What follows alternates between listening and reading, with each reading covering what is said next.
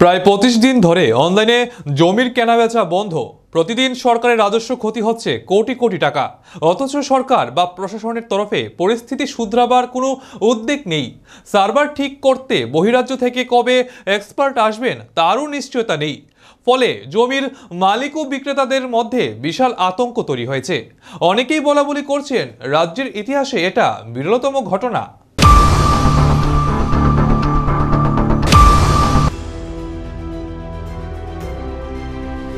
দৃষ্টান্ত তৈরি করে দীর্ঘদিন ধরে অনলাইনে জমি ক্রয় বিক্রয় বন্ধ রাজ্যের ইতিহাসে একেবারে নজিরবিহীন ঘটনা বলা যায়। এতে প্রায় প্রতিদিন 10 কোটি টাকা করে রাজস্ব ক্ষতি হচ্ছে বলে অনুমান, অথচ সরকার বা প্রশাসনের তরফে কোনো হেলদোল নেই।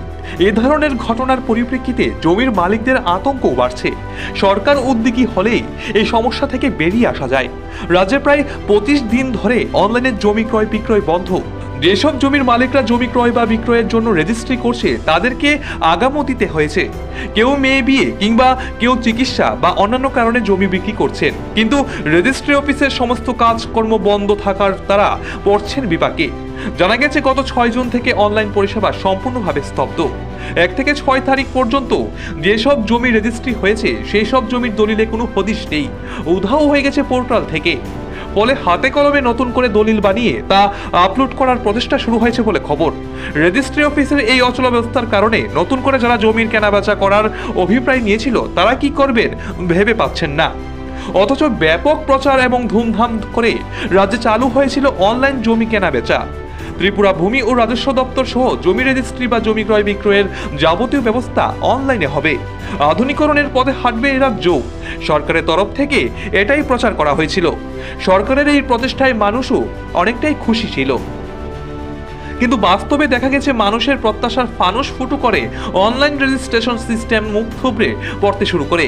ভিন রাজ্যের সংস্থা দ্বারা স্থাপিত এই সিস্টেম শুরু থেকেই ছিল ত্রুটিপূর্ণ। বিভিন্ন সময় অনলাইন লেনদেন বিভিন্ন রকমের বিভ্রাটের মুখে পড়েছে, কিন্তু এ নিয়ে কোনো স্থায়ী সমাধানের কথা চিন্তা করা হয়নি, যার পরিণামে আজ প্রায় 25 দিন ধরে অনলাইন লেনদেন সম্পূর্ণভাবে স্তব্ধ হয়ে রয়েছে। যাবতীয় বিষয়টি পরিচালিত হয় ত্রিপুরা ন্যাশনাল ইনফরমেটিক সিস্টেমের দ্বারা। ত্রুটিপূর্ণ ব্যবস্থাপনার কারণে গত 15 মে থেকে 28 মে পর্যন্ত একেবারে মুখ থুবড়ে পড়েছিল এই অনলাইন পরিষেবা। অনেক কাঠখড় পুড়িয়ে ফের চালু হয় পরিষেবা, কিন্তু জুন মাসের 6 তারিখ থেকে পুরোপুরি স্তব্ধ।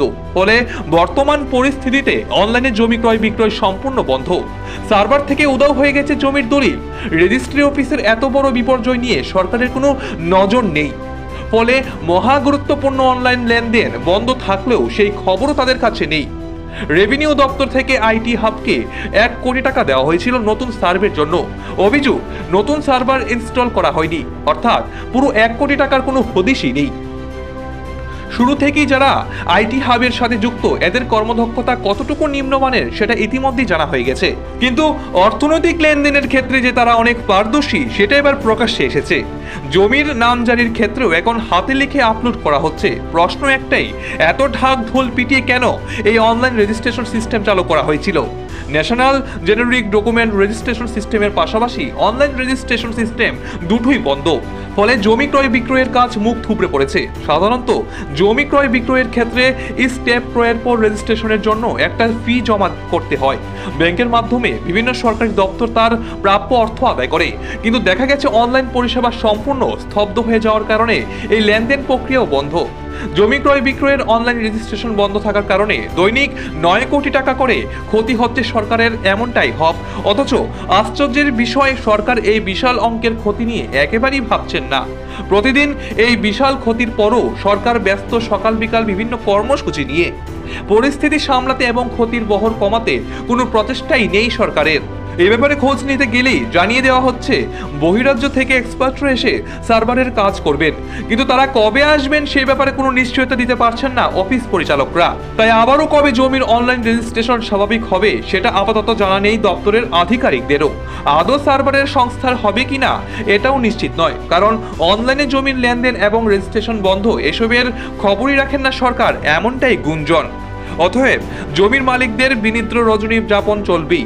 অপরদিকে সাব রেজিস্ট্রি অফিসের কর্মীরা গোপে তা দিয়ে তাদের শীত ঘুম আরো চাঙ্গা করবেন, এমনটাই বলাবলি করছেন ভুক্তভোগী জমির ক্রেতা বিক্রেতারা। নিজস্ব প্রতিনিধি রিপোর্ট, এশিয়ান টাইমস।